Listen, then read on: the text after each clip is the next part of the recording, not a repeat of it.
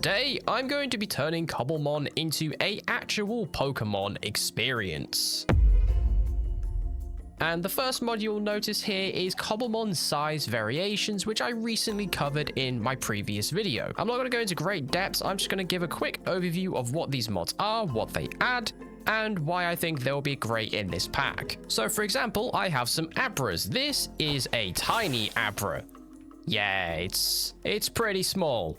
And then we go from tiny to small. We go from small to average, which is the regular sized Abra. And then we go a big, large, and finally huge, or a giant Mareep. The next mod we're going to go over is Alpha Pokemon. Oh my goodness gracious me, look at this Typhlosion. You're absolutely massive. And also it registers with the size variation mod, so it's actually registered as huge. And then you also get this little alpha symbol right here to indicate that it's an alpha Pokemon. Now, obviously you can find these alpha out in the wild, or you can also use the alpha spawn command to spawn any kind of alpha that you want. So if I want to spawn an Ambipom, then I set it to true. Boom. Look at that. We get Ambipoms. Oh my goodness, you are pretty cool. You can also use this command to find alpha dens. So the nearest alpha den is over 2,000 blocks away, but we're gonna go to it anyway. And this here is an alpha den. Inside this alpha den, we are going to find a alpha spawner and lots of hostiles apparently. And why so many bats? Okay, I have just briefly popped it into peaceful because I need to be in survival mode for this to actually activate, and I don't want to set everything off. Oh, dude, look at that. We got an alpha. Now, this next mod is easily the biggest mod I am adding into this pack. I have added Mega Showdown, which I also covered in my previous video. So if you want to see a little bit more of an in-depth guide to it, then definitely go check that out. But this mod is absolutely crazy. And the main thing this mod adds is Mega Pokemon. And these are just 6 examples I decided to show you because they all look pretty cool. That isn't the only thing that this mod introduces. It also introduces Dynamax Pokemon. So you're going to need these 2 items, a Power Spot and a Dynamax Band. And to craft it, you're going to need these materials. And if you want to know how to get the Wishing Star, well, you either have to figure that out for yourself or go watch my previous video, because you're also going to need it for the Power Spot. Again, you can either figure this stuff out for yourself or you can go watch my previous video. So for example, I could take my Alpha Typhlosion and fight this Pokemon right here, this little Wiglet. So Typhlosion is already pretty darn big, and I can hit this button here. I can max flare. Oh, it's not very effective. Oh, that's not very good. Well, I don't care. Typhlosion, you're ridiculous. It still killed it anyway. Oh dear, this mod is ridiculous. I love it. It is the best mod I have seen for Cobblemon. Oh my god, I'm sorry, hang on. There's a tiny Wingull. Look at the size of that thing. It's minuscule. All right, I'm sorry, tiny Wingull. This doesn't feel fair. This doesn't feel particularly fair now, does it? You are going to be destroyed. Yep. Now, something else I felt that was really important to introduce into this world is a progressional system, because games typically have some kind of progression to them. Now, I know Minecraft technically doesn't fall into this category because it is a sandbox game. I decided to add radical trainers, which will add trainers into your Pokemon world. So you can see my Rapidash, my Froakie, and my Charizard are all capped at level 15. Now, in order for me to level up these Pokemon past level 15, I have to defeat multiple trainers. So I can run up to one of these trainers here. We've got Lass Robin and Camper Parker. Let's fight Camper Parker, who has a level 15 Boizel, which is the worst parrot because I have a fire type Pokemon. I'm just gonna forfeit. And this here is a trainer card, which is a very important item because this is going to track every single trainer that you defeat, and there is a lot you can fight. So you can see I've already tested this out a little bit, and I've defeated Pokemon trainer Cedric and Worker Mason, and you can see I have defeated them once. Can I help you? Why are you stuck? What are you guys doing? Stop. Oh, wait, you're lured by the trainer card. I didn't know that. Well, that's cool, I guess. Oh, and also, if you're going to play with this mod, I highly recommend you use the RCT Trainers Resource Pack, which basically gives them more sort of traditional Pokemon textures instead of using the Minecraft vanilla textures. Well, you may have also noticed I've got some badges. We've got a Boulder Badge, a Cascade Badge, a Thunder Badge, a Fog Badge, and a Mind Badge. Now, these aren't all the badges. There are many more badges to collect, but you can also get these badges through defeating the trainers. I also added the Badgebox mod, so you can put all of your lovely little badges inside your badge box, and you got a nice, safe place to keep them all. Welcome to Cobblemon Additions, which adds a brand new village structure into the world. And you get a Poke Center, you get a Poke Store, and there's lots of cool houses and cool structures, and you also get tons of berries around, and these villages do vary in how they're structured based on the biome that they are currently in. Oh my god. This has nothing to do with the video, but look at this. This might be some of the coolest Minecraft terrain I have ever seen. And I'll explain what is actually going on later in the video, because that is wicked cool. Oh, and I think this does also work with the Radical Trainers mod. I think it's a part of it, so they will spawn more frequently at these villages. And you can also find this special villager here, which is a part of the Radical Trainers mod. And this is where you buy the trainer cards. Oh, I suppose I should explain the Pikachu hat. This is from Cobblemon Armours. And I'm going to continue wearing this Pikachu hat and probably going to continue wearing it for the foreseeable future in other videos because I absolutely love it. Why is I so aggressive about that? But anyway, this mod is pretty simple. It adds a bunch of brand new armors. These are basically just cosmetic items. They don't really offer any particular buffs. So if you just want to look a little bit goofy by wearing a Magikarp hat, you look ridiculous. I'm gonna stick with the Pikachu hat though. Oh, they're also dead cheap to craft because literally all you need is glowberries and a leather hat, or if you want to craft a Magikarp, you get a fish. Another mod I decided to add is Fight or Flight, and you'll notice the move Lick is currently selected in the bottom right hand corner. If I go into my Pokemon GUI, you can see the move Lick is in slot number 1. So if I change this to Water Gun, it won't actually update until you put the Pokemon away and throw it back out again. And now the move will change. So the Pokemon will use that specific move against other entities. So I can come up to this Probopass and just punch it. My throw key is going to start attacking the Probopass. Oh no. Oh dear god, it destroyed the Probopass, but you could also see the Probopass got visibly very, very angry. Oh, it's angry. Oh no, it's angry. It's angry. It's angry. I have an angry Pokemon after me. Oh, what about a giant Duo? I'm sure that will be fine. Oh, okay, there's 2 very angry Pokemon. Oh no. This is very bad. This next mod is really, really simple. It is the Poke Smartphone, or the red smartphone. You can also craft this in every type of apricorn color. And speaking of crafting, it's very cheap to craft. And for how cheap it is to craft, it is a little overpowered, but it's kind of fun to use because you get a healing machine, PC, and ender chest all in one. Now, personally, I am a big fan of this mod because it will save inventory space. You don't need to carry around a PC or a healing machine or an ender chest because they're just all condensed into a single item. Now, when you spawn into a brand new Cobblemon world, you're going to get this very special item called a Cobblepedia. And if you happen to lose this thing, it is really cheap to craft. You only need a book and an apricorn. And the reason I recommend this mod is because it's very, very useful for beginner players or people who don't know absolutely everything about Pokemon. Basically, if you're not an advanced Pokemon player, this will be a useful mod for you because it tells you pretty much everything you need to know. So for example, if we look into archaeology, we can see we can get ancient Pokeballs, we can look at all the different fossils, and then we can also see all of the different types of fossils, and it will also tell you what specific Pokemon it is going to create. You should definitely use it because you're probably going to need it. This is a super small detail. I don't know if anyone has noticed throughout the video,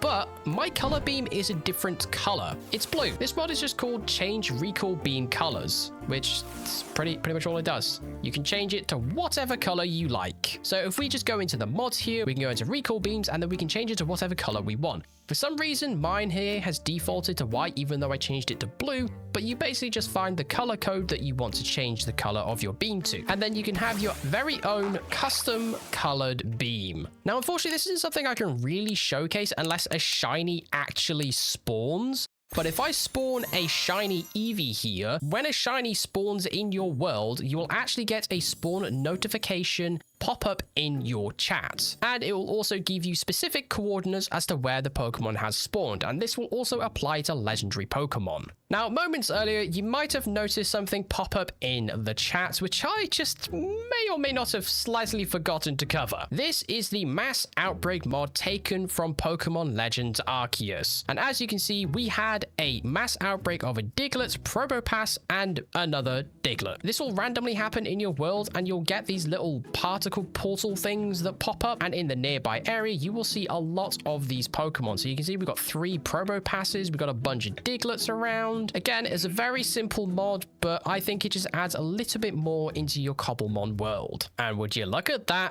There's a Mew. This mod is called Legends Untold, which basically adds brand new legendary structures into your world where you can find a legendary Pokemon. And this here is the Mew Ruins, where you will find a Mew hanging around nearby. And this is just one of many. There are many more structures to find in your world, and I have also added another mod called Legends and Myths. But if you want to discover those cool legendaries for yourself, then you're going to have to download the pack and play the mod. And I didn't make it rain for dramatic effect, I promise. And the final Cobblemon addition I'm going to show you today is Cobblemon Rider. Yeah, look at this. It's pretty cool. And then we can also give ourselves a little bit of a speed boost. This is honestly just a really cool mod. So we can also ride a Rapidash, for example. It's not the best viewing experience, so I definitely recommend you ride this one in third person. I think if you're gonna ride like this, you might as well still just get a traditional Minecraft horse, but you can ride your Rapidash. It's pretty fun. So the first mod I've decided to add is Shoulder Surfing Reloaded. And you get the idea. It gives you a proper third-person perspective in Cobblemon. However, the biggest issue I noticed with this mod is it doesn't quite work properly when you're trying to throw out your Pokemon. So if I want to throw out my Graveler, it doesn't go exactly where I'm looking. It kind of is offset, and it also makes it very difficult if you want to try and battle Pokemon. So I can look directly at this thing, but because my player model's looking over there, but my cursor's over here, the mod seems to get a little bit confused, and it makes it very difficult to actually try and battle Pokemon. So my workaround for this is to go into the mods section. Go into Shoulder Surfing Reloaded, and then you want to go into the perspective. You want to change or replace default perspective to on and skip third person front perspective to on. And now you are only going to switch between first person and the third person perspective. Like, I love to do the third person perspective when I'm specifically talking to you, but from a gameplay perspective, having to switch between 4 different modes to get to the mode that you want to doesn't really feel that immersive, and it just feels like it gets in the way, and it's just a little bit of a nuisance. And because we're going to be playing in the third person perspective, I decided to add better combat because you're going to need to defend yourself from very big scary Pokemon in the fight or flight mod. And another mod I decided to add is combat roll. Yeah. So if you want to so if you need to make a quick dodge escape, that did not work, die. Bad idea. Now I'm not actually too sure how effective combat roll is in Pokemon fights, but it was something that was in Pokemon Legends Arceus, and it was a really fun mechanic, so I decided to add it into this because it just kind of makes it feel a little bit more like an actual Pokemon game. And you may have noticed that I have actually got slightly different player animations, and that is from the serious player animations. I've also got Wavey Capes installed just for, you know, a little bit of extra immersion. And all this does is add some brand new animations to your player model. So you got like different crouching animations, you got different sprinting animations, you kind of do like a fun little skip. I'm not going to go over every single animation. I just wanted you to kind of get the idea. I love the Wavey Cape animation when you drop down.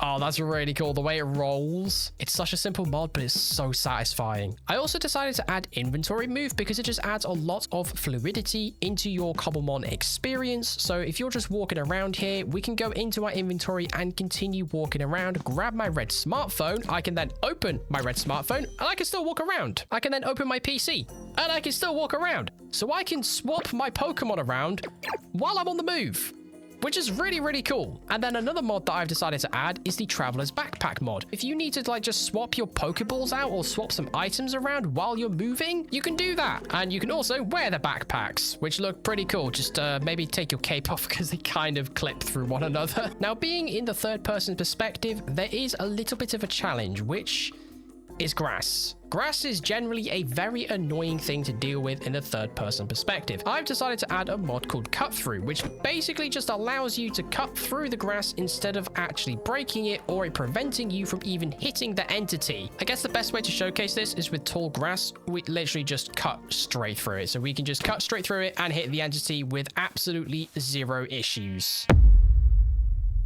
If you have paid any attention to the world that I've been playing in, you will notice it is vastly different, like the really cool terrain we spotted earlier. I decided to add Tectonic and Blooming Biosphere. Now, Tectonic will change how the terrain is shaped, as you saw earlier, and as you can see right now, the terrain is vastly different in its shape from your typical vanilla experience. And it also looks really, really cool when you've got a higher render distance. So I'm currently playing on 64 chunks. Now, I personally don't recommend you play on 64 chunks unless you have a PC that can actually handle this, which I do because I'm running an i7-13700K with a 7900 XT, which has 20 gigabytes of VRAM. So my computer can handle some pretty crazy terrain generation. And then Blooming Biosphere will add a bunch of brand new biomes into your Minecraft world, and it will also vastly change how these are generated and changes how the trees generate. As you can see here, the trees are a little different, and it's overall just a pretty cool mod, and it works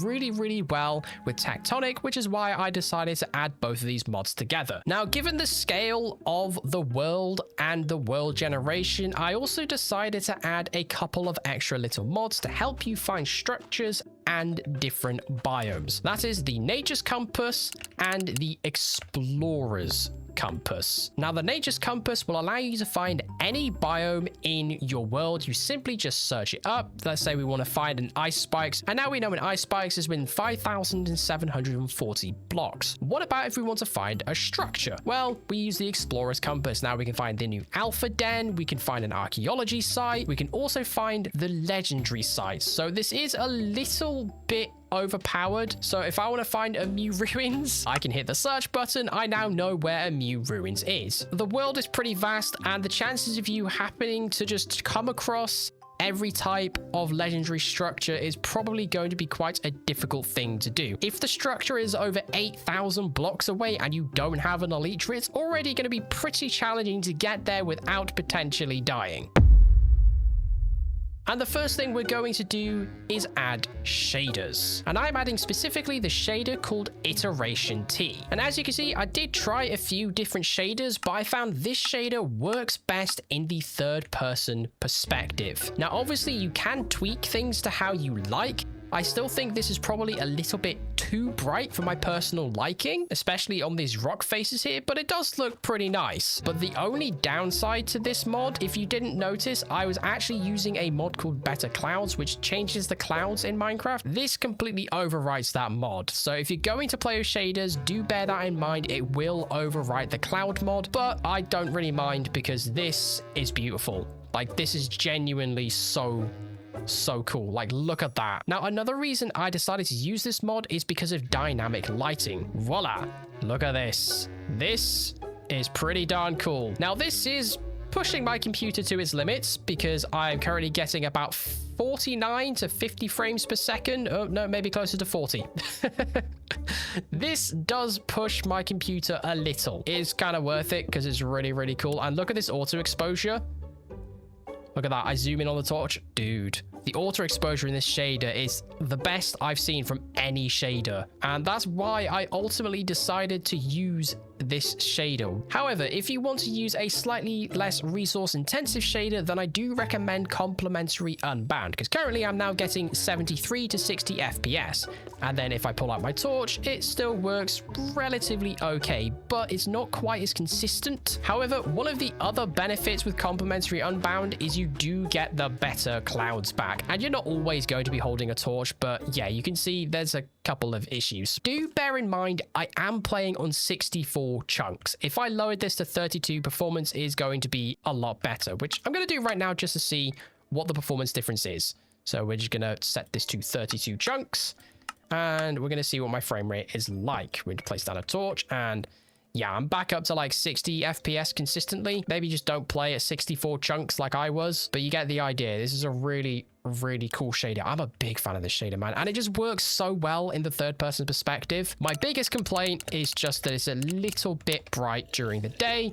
All that exposure, but you can just go into your video settings, go into the shader pack settings, and then you can go to lighting, and you can literally just change any setting you want, adjust it to your personal liking. This is pretty much just the default settings that I have left it at. Now, to make the world feel a little bit more like a Pokemon world, I highly recommend you use the resource pack Cobblemon Grass, because this is basically going to change the grass into Pokemon grass, like you get in the Pokemon games. Yeah, this is really cool, and Iteration also handles the new textures really well. Like, look at this visual, a giant Wooloo in Pokemon grass. Whoa, that is a massive Bouffalon. My god. Look at the size of this thing. You are ridiculous. Imagine this attacking you. Ah! While this Bouffalon is chasing me, do you know what you should do? You should subscribe to the channel. If you've enjoyed the video so far, which by the way, it's a pretty long video, you should consider subscribing while I run away from this Bouffalon. And then I'm also going to go over the next resource pack we're going to be using, Cobblemon Interface. So instead of the usual Cobblemon Interface, you have now got a different kind of health bar and hunger bar, and there's different clicky sounds. Like, all of this changes. You get nice little clicky sounds that you get in like... Anyway, you get the idea. It changes your interface. Now, that is pretty much it for the visual side of things. There are some other things I have added, but I think I'm going to leave you to discover those for yourself. Now, the final thing we're going to focus on today is audio. And to me, audio is really important, because you can have a great visual experience, you can have a great gameplay experience, but if your audio sucks, no one is going to want to play your game. The first mod I have added is dynamic surrounding. So I'm just going to go ahead and put my ambient environment sounds back up, and you'll begin to hear just some nice, gentle, ambient sounds.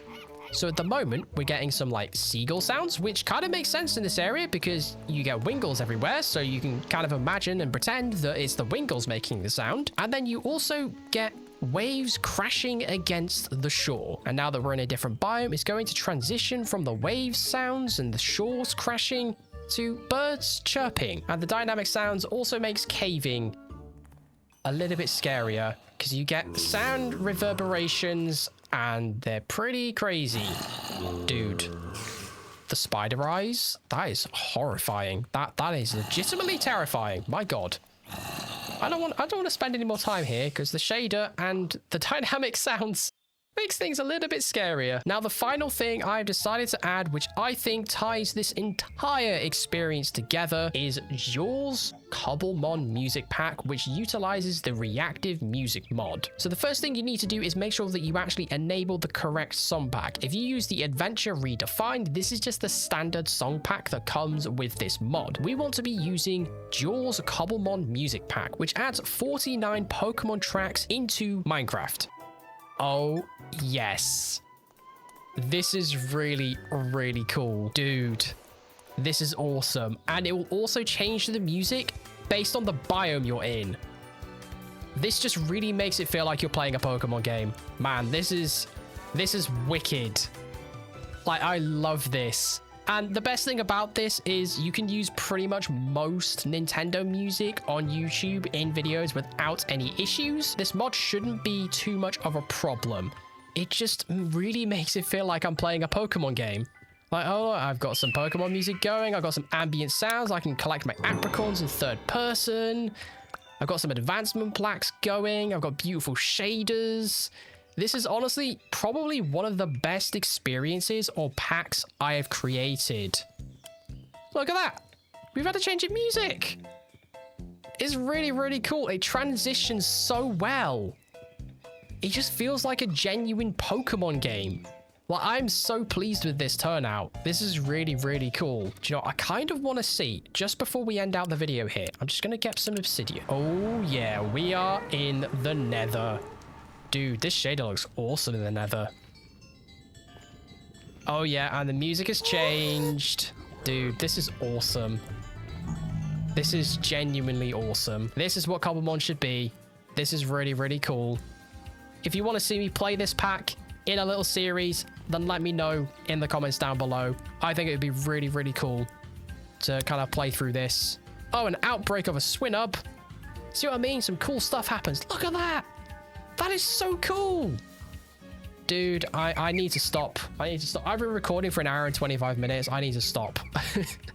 I'm just having too much fun looking at things and enjoying the music.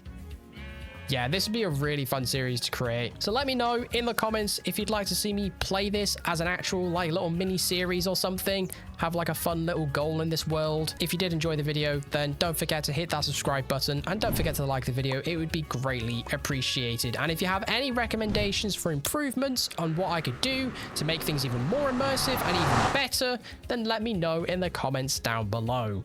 And that outbreak sound was freaking loud.